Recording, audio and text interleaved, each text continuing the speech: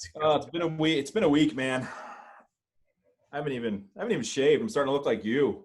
Yo, let it ride. We're starting to rub off on one another here. A couple bearded Ben was here for a couple episodes in the spring. I remember.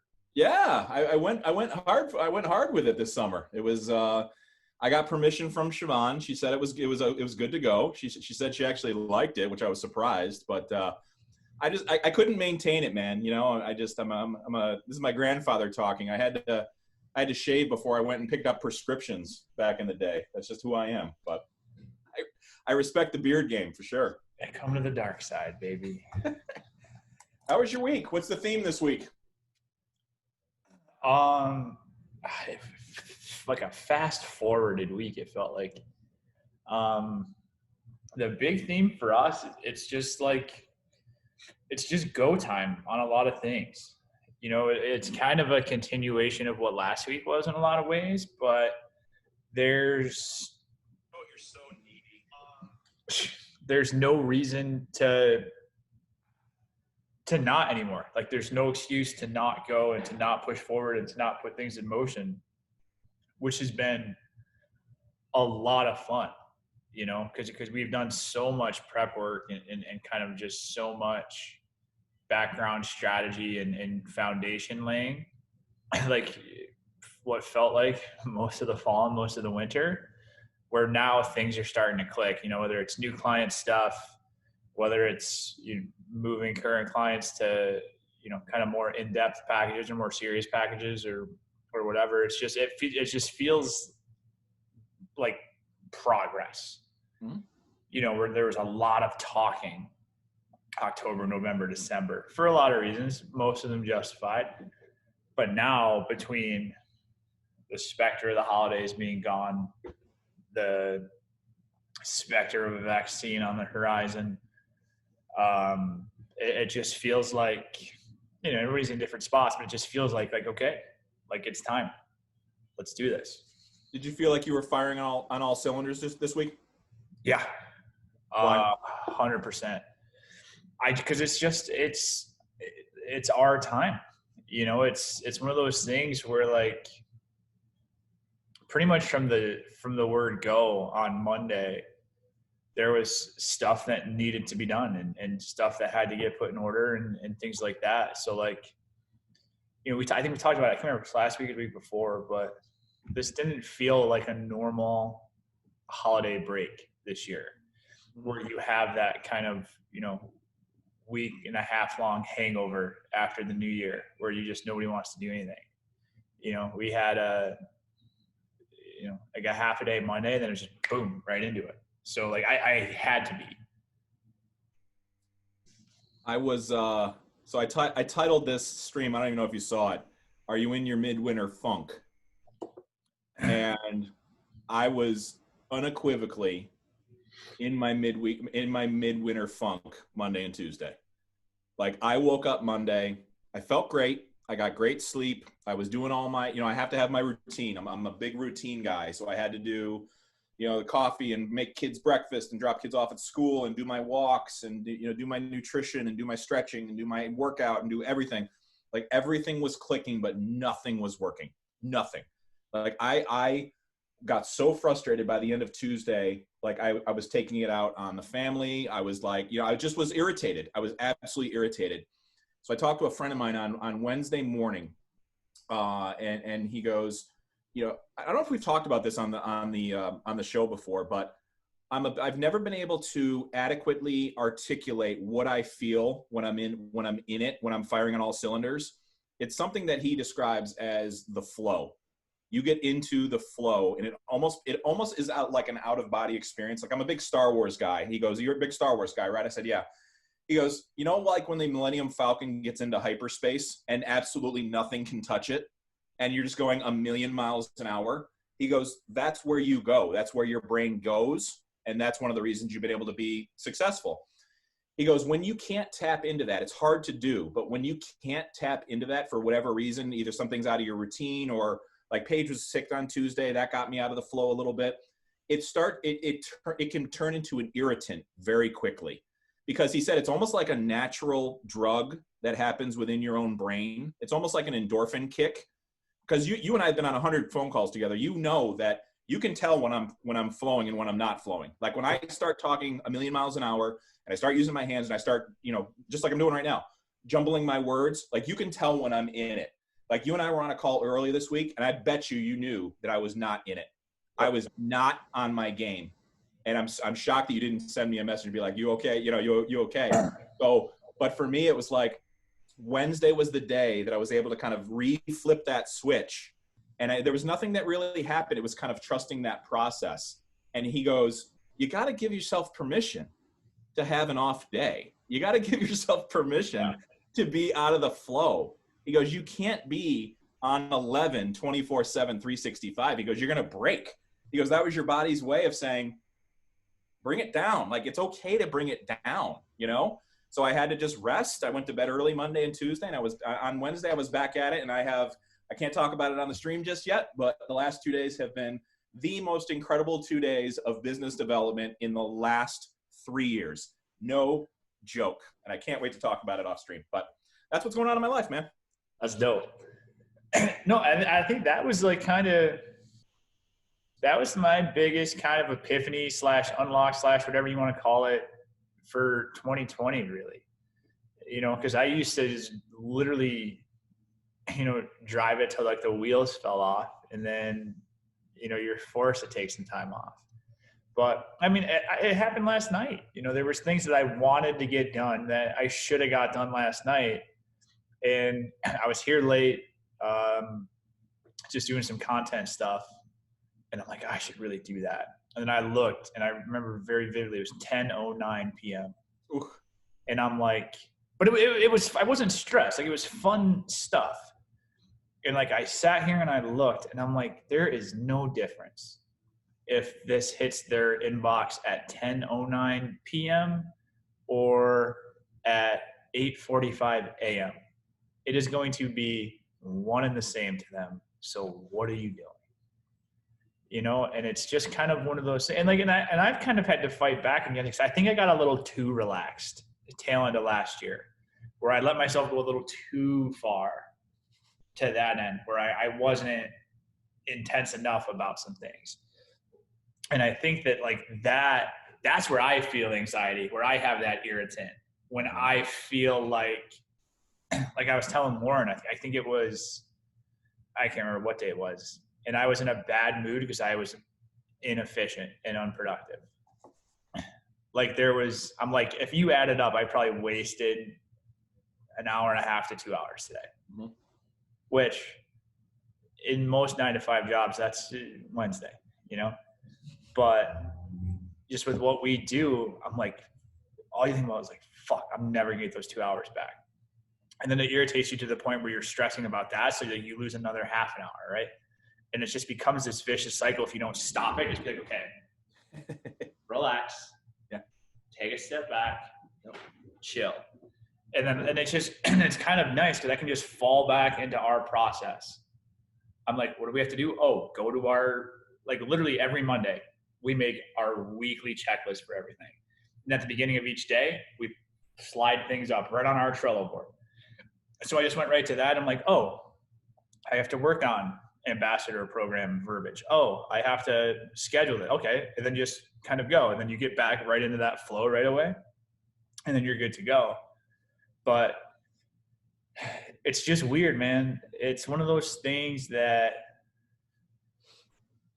isn't really talked about enough, is that you don't have a playbook. You don't have a guide. You don't have, when you're at the top of that depth chart, whether you're leading the company, whether you're an entrepreneur, solopreneur, whatever, once you get to that point, there's nobody there to tell you what to do and when to do it.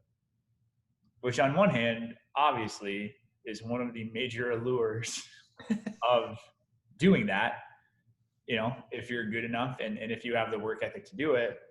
But it's also one of those things that, it's hard to keep your compass pointing north 365 days a year. It just is, especially coming off the holidays, where in your and I's world in client services, we're like, you're not doing anything from December 15th through the 1st anyway, no matter how bad you want to. So sometimes you forget, like, okay, we're on the other side of the 1st. Like, nope, that's over now. You know, there's no boss, there's no manager, there's no supervisor to say, okay, we're back, have this done by Friday. It's a very unique kind of psychological hurdle you got to get over. But I know I felt that. And I think I committed a little bit too hard to my 8 p.m. rule and just kind of not took my foot off the gas, but I wasn't in 4th gear by any means. And then kind of getting back into that and putting, pedal to the metal and then going with it and then having things click. It's like, okay, like you can feel those endorphins and those juices flowing again. And then it's like, okay, like let's fucking go. That's what I was feeling. I was feeling like when I can't tap into it, it's not like flipping a switch for me. Like, I know that when I'm in the flow, this is not me just talking, this is other people talking. They're like, you're really good at what you do. But I felt like when I couldn't tap into it on Monday and Tuesday, I'm like, oh my God, like, am I good enough? Am I good enough to do, you use the word on a call this week. Am I good enough to have the audacity to have these conversations right now? Are you good enough? And because I had that process, because I had my process in place of my nutrition, my hydration, my exercise, my cooking, all the things that I have to do on a daily basis in order to sleep at night. If I'm not doing all those things, I don't sleep. If I do all those things, I sleep because I have to have my own house in order before I go to bed. And for me, I almost have to have, what I've started doing is, in order to get out of the flow, because you have to come down at some point. Because if you don't come down, then that's when you do crash. And we've talked about my crash on the show before. That's what I did 3.5 years ago. I crashed and burned because I didn't know when to turn it off. So now it's gotten to the point where if I'm in a funk like I was this week, whether it be COVID or midwinter or my biz dev just wasn't up to par or I couldn't access the flow, it's like, all right, when you do get it back, how do you switch it back off? So for me, like in the evening, I'll sit down and I'll have dinner, and usually we're off the Toggenburg or something. But if we're home, I'll come upstairs. I'll, put on a hoodie. So my trigger has become taking my contacts out and putting my glasses on. So for me, that's like literally the physical cue to tell my body, time to bring it down to 2nd gear. And I was nervous. Right now, buddy. I was like, if I do this, am I going to be able to absolutely get it back?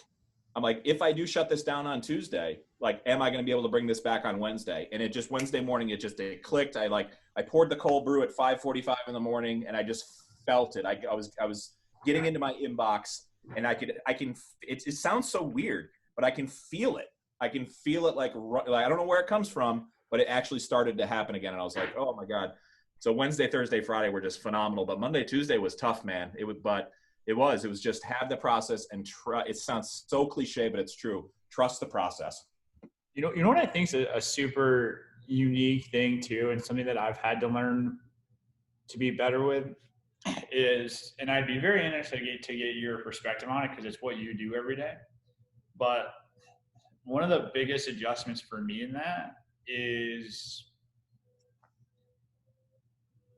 as you know, the first thing that we do now is we have between a month and 3 months, depending on the size of the project, of just strategy and discussion and planning and stuff like that. And that's something that has not an insecurity, I wouldn't say, but it's hard for me to feel like I'm doing my job and delivering value there. It's because I'm so confident in all of our other stuff. But now that this is becoming a more prominent part of what we do, there's a part of me that at the end of the day is like, fuck, am I doing enough? Like, do they feel good about what they're paying me for? And I struggle with that because it's like, I'm talking to them a couple times a week on the phone and that's it, and and like when you break it down, you're like, no, like, and like, as you start to make progress, like, okay, like, yeah, okay, like this works. And then especially as we've seen with certain people, once you start posting and you start doing the targeted stuff and numbers go, you're like, all right, I'm good. But that's something that the last like 2 or 3 months, it's like weird on me where I'm like I'm invoicing these guys and they're paying us and I haven't done anything that I'm used to doing to get paid for yet. And that's hard because there's no tangible output, right? There's nothing to see and feel good about. Not to say that we're not creating value or that you like, obviously you are if they're paying you for it, but that's been a big block for me trying to kind of, and like every time you do it, you get more used to it. Like, okay, but just like, I'm like, these guys have been paying us for 3 months and I haven't done anything in my world of what I'm used to, you know? So like, it's hard. And like, when you said like, fuck, am I good enough? Am I doing enough? That's what that triggered for me. Cause that's when I feel that. It's so funny. And the reason I'm laughing is because I've had those same exact thoughts. I'm like, wait a minute. So my job is to book, hang on, 1, 2, 3, 4, 5, 6, 7. My job is to book 17 phone calls a week. That is my job. And I spend between half an hour and an hour talking to people on the phone. Now, I do product development. You know my world better than most people. So there are some tangible things that do come out of it. Right. But you've been on enough calls with me now that we hit a lot of our goals for 2020, and we're going to hit our goals in 2021 too. But you hear me say that all the time. I'll finish a sentence by saying, it's my opinion, and I'll give my opinion, and then I'll say, I think that's good strategy. And I will continue to say that because here's what I put, literally, call it, break it, get into the weeds, man. What I put on my invoice is strategic advisory services. That is what I do. So if you have an issue within your business, because here's what happens. I get brought in for a very small sliver of somebody's business. And I just, hopefully, if I do well, I crush that objective. And I just do as I keep my purview small, and I just crush that objective.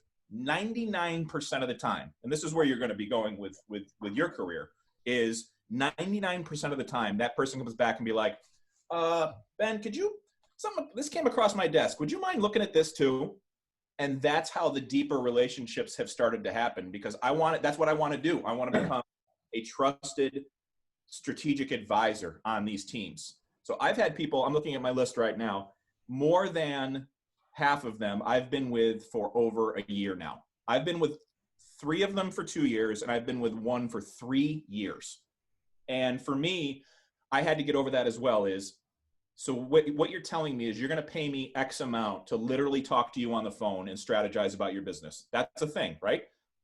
But it's them telling me that it's worth it by continuing to pick up the phone and having those conversations. And if they're not happy, it's on them to tell you that they're not happy. If they're just going to continue to string along a relationship that's not bringing them value, that's on them. That's not for you to say, hey, are you happy with are you happy with the relationship? Or if you did want to do that, you could say, what can I do better? I'm always trying to get better. What can I do to get better? But it's a very weird, and I had a hard time with my pivot 3.5 years ago was, wait a minute, somebody's going to pick up the phone and talk to me for 45 minutes every week, and they're going to feel better about their business and make changes. Yes, the proof is in the pudding right there. But it is hard because it's my favorite word. You need to have the audacity to charge somebody for your time to talk on a phone. And it's out there. It's worth it. Yeah. And then especially like from the background that we come from, like that's where like our life has always been super easy because, obviously big like discussions of like remote work versus in office or stuff like that, or hours or vacation time or stuff like that. And like I've always been like easy like to say, I get to tangibly see the quality of KBL's work every day, right? In the content that's going out there, in the numbers of the targeted campaigns that we're running. Everything is so tangible and so measurable and just so visual, where like I can see if like our content is outstanding or if it's or if it's like, what the fuck are we doing? You know what I mean? And that you get like 6 years and 15 days in, it's like, Okay. And then now like you see it though, because we were just talking about it earlier this week, like really like December is when we got serious about literally the first month in our proposal packages is just strategy. Literally planning out everything that's going to be on the other side of these marketing campaigns that we run, so that we know once we do that, everything is going to go right into the loop and we're good. So the more and more you do that, and the more and more you see, hey, like just some of the stuff that we can do, like it finally came to the conclusion on Tuesday, like we can do landing page websites and we can do them very well. But like, I'm like, fuck, okay. So like, rather than them paying somebody else more money to, in a lot of cases, do a worse job, fuck, we'll just do it. And then when you have cases where like, oh, you did the logo and the packaging and the landing page and this, and you're gonna have all the content for social, it's just so much easier to control all of that and have that work together. And when you do that well, guess what? Sales go up on the back end. And when sales go up on the back end, everybody's life is just a lot happier and a lot easier. So now I'm like, fuck, okay, that's what I'm selling with that month or 2 or 3 of strategy, is we're laying that out. Yep. You know, and then that makes it easier to tie back to an objective or a deliverable on our end. And it's just like, just major light bulbs this week. I'll take it a step further. I don't think enough people talk about strategy. I think the vast majority of people out there have absolutely no strategy. Nope, none whatsoever. None whatsoever. I just think it's because it's not tangible right now. If I can't fold up and put money in my pocket, you and I have this conversation all the time. Sorry, dogs are barking. You know, how can I monetize this? How can I monetize that? What can I do? Let's pull the trigger. Let's make money. Great.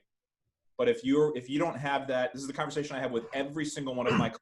I start every single conversation with a new client is, what does this business look like in 24 months? And then I shut the hell up, which you know is very hard for me to do. I shut the hell up because I force the person on the other side of the phone to actually say, I've never thought about that.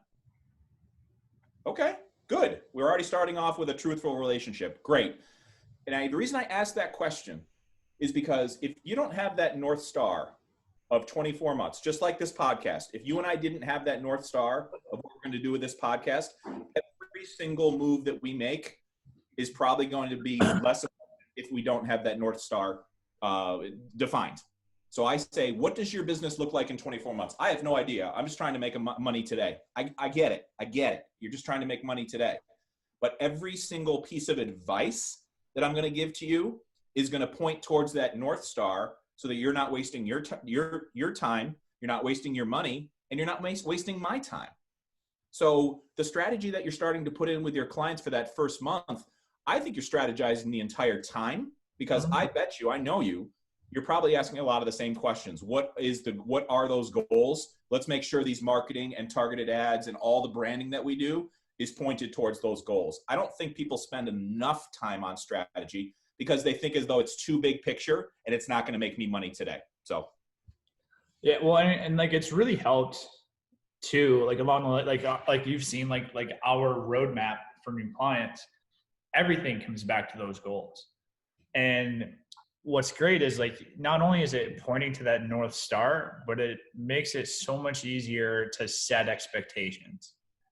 You know what I mean? Where like, if you literally make somebody say, oh, we're going to be a nationwide brand spending $100 a month in ads, and you just pause.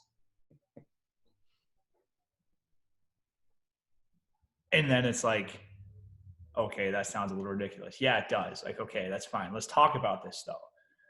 You know, and then just kind of right from the get, having that come. Like, I literally asked a client who's moving to a higher package with us, I'm like, what did you hire us for? Like, what are we doing? It's like, well, I think it's pretty obvious. I'm like, well, tell me. Yeah. And then I'm like, what are you like? I'm like, hold us accountable. Like, what are you holding us accountable for? And they're like, well, obviously, like, we want to increase sales. Great. In what area? How much? They're like, well, I'd like to see a 15%. Like, okay, so you want to increase sales 15%. making this investment, get in line. Everybody else does too. But like, in what world does a, something yield literally a 200% ROI? Spoiler, it doesn't. Because if it did, it'd be a lot more expensive, right? But I think that just having that level of conversation with people and setting those expectations, like if you want to have lofty goals, great. I'm a huge fan of going big or going home.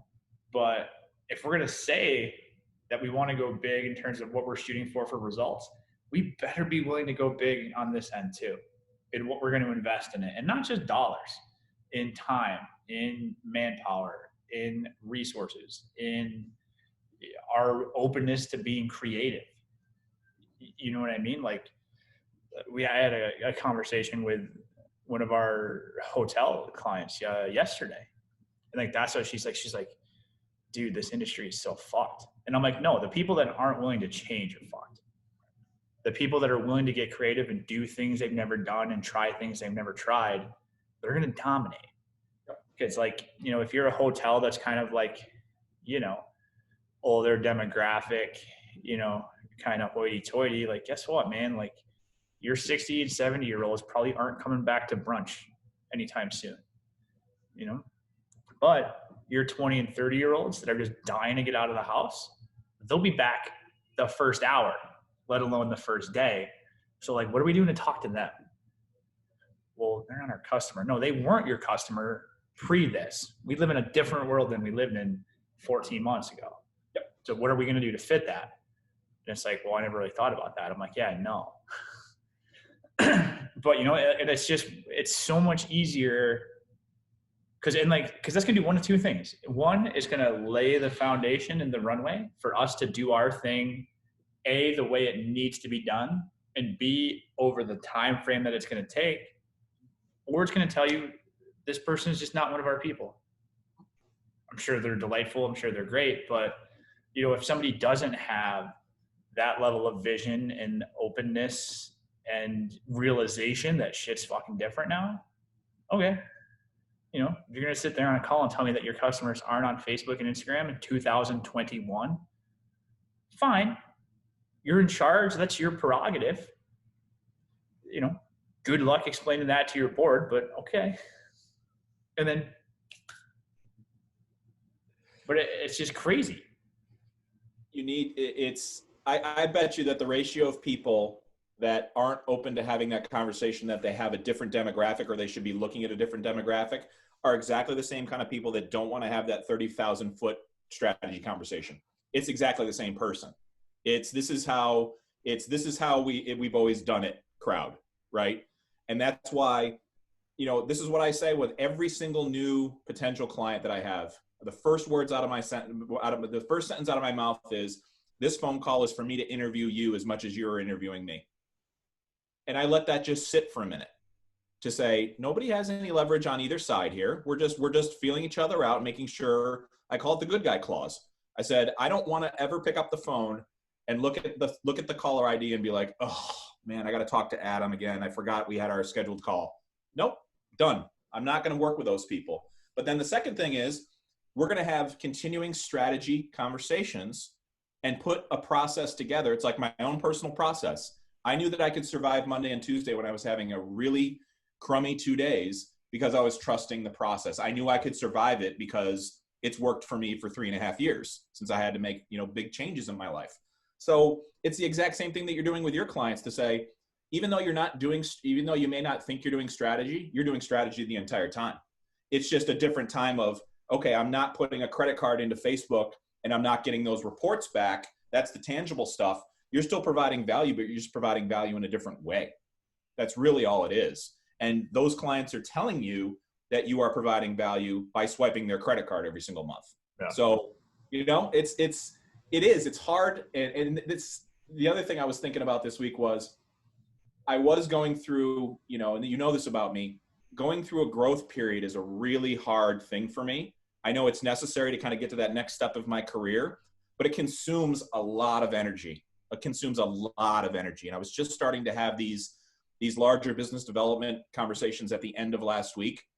And I didn't realize that I needed those 3 or 4 days to kind of almost recover in order to grow to this next level. Because I woke up Wednesday morning, the first text I got was at 6:36 in the morning from one of the people that I'll tell you about here shortly.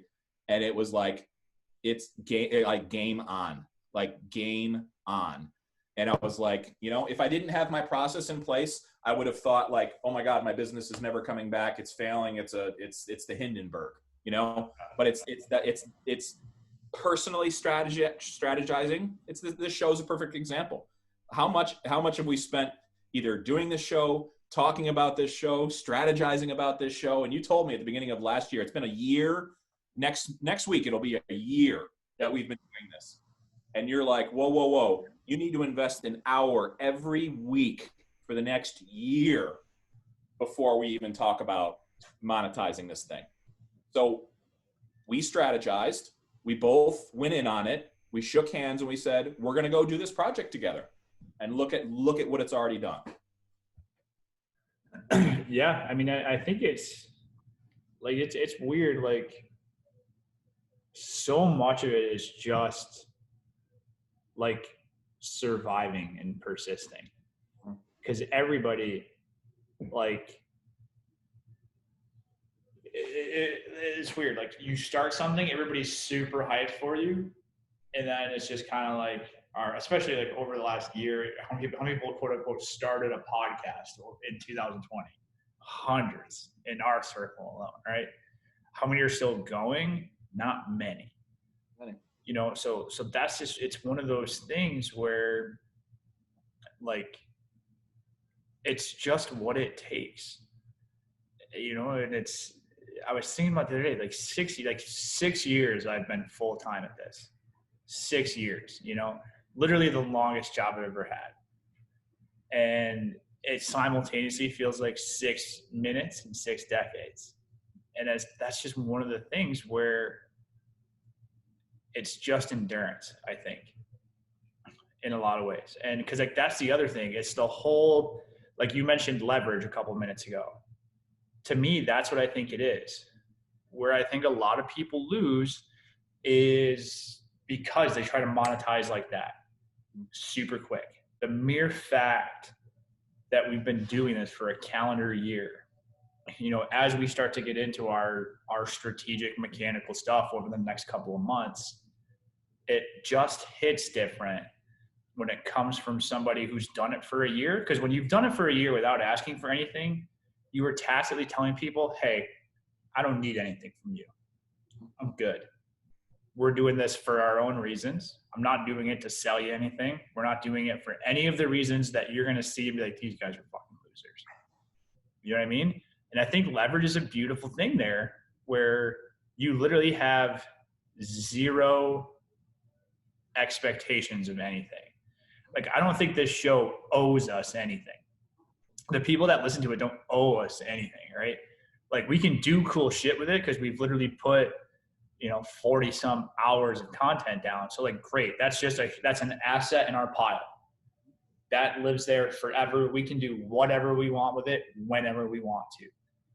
And just the fact that we've gone into a year, it kind of creates this thing, because people that know you, people that know me, like, I literally just told you, like, I had an anxiety attack because I wasted 2 hours the other day. If they see you and I continue to do this for 42 episodes now, what does that tell them? Fuck, this must be important. Fuck, this must be valuable. There must be a reason that they're doing this. So, like, and I think that goes for everything. The longer that people are around, and it's just kind of like this, it almost creates this FOMO effect. It's like if you walk by a restaurant and it's packed, what does it tell you? Great food, great service, great ambience. I want to go there. You walk past a restaurant at 7 p.m. on a Friday, there's 3 tables. What does it tell you? You know what I mean? So, like, that's just kind of where that vibe is with all of this stuff. Like, you have to, like, obviously understand value, and you have to understand attention and all that. But if you do that, and to humble brag for a second, I think you and I pretty much do, then it's like, fuck, if these two guys think it's important, clearly it's something I got to check out. So that's just kind of how I look at it with stuff like that, where it's just like, if they're still going with it for this long, whether it's this podcast, whether it's a restaurant, whether it's a, you know, whiskey brand, you name it. If you see that they're still going and they're not just one of these dozens of people that just start and flame out, oh shit, there must be some value there. I'm gonna check it out. Yep. It's, we live in an on-demand, I've said this a million times, I'll say it again. We live in an on-demand universe. My kids, once again, I'll say it for the 50th time on this show, my kids will not sit through a 5-second YouTube pre-roll ad. They won't. They'll go on to the next Jake Paul video. They'll go on to the next skiing video. They'll go on to the next Star Wars conspiracy theory video.